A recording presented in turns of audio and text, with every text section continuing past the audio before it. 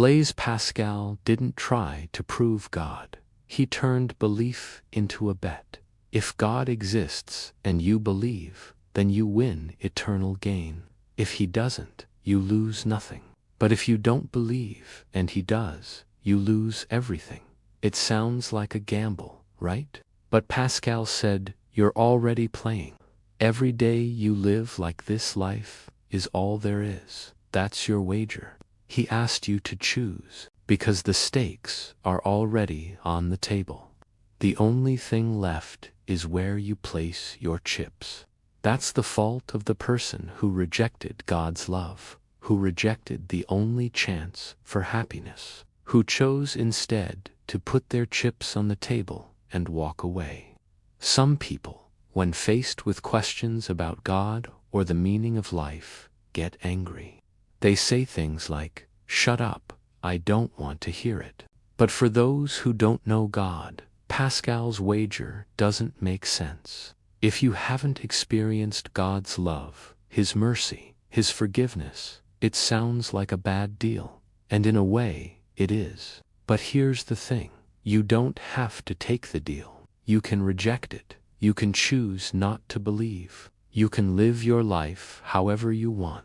So Pascal wasn't trying to scare you. He was just showing you the math of belief. And underneath that math was something more human. But that's not really true. Pascal never said that. That's a paraphrase. And paraphrasing Pascal is kind of like paraphrasing the Bible. It changes everything. A man who saw the limits of logic and the power of faith to fill in what reason couldn't reach.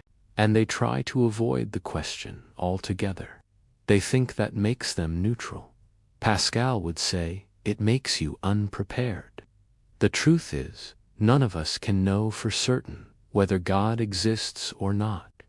Pascal's famous quote goes like this: God created Pascal's wager so that you would lose everything if you didn't believe in him, but so that you could lose nothing if you did.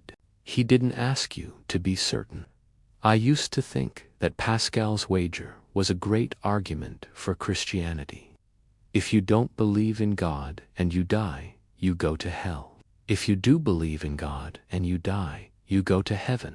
Seems like an easy choice, right? But I've come to realize that Pascal's wager isn't an argument for Christianity.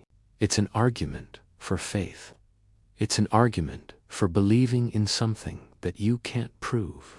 For Christians, this should be a comfortable argument, because we base our faith on something that can't be seen, the unseen reality of God's Word. But if you're wrong, you'll end up in hell, and that's not Pascal's fault. That's not the preacher's fault. That's your fault.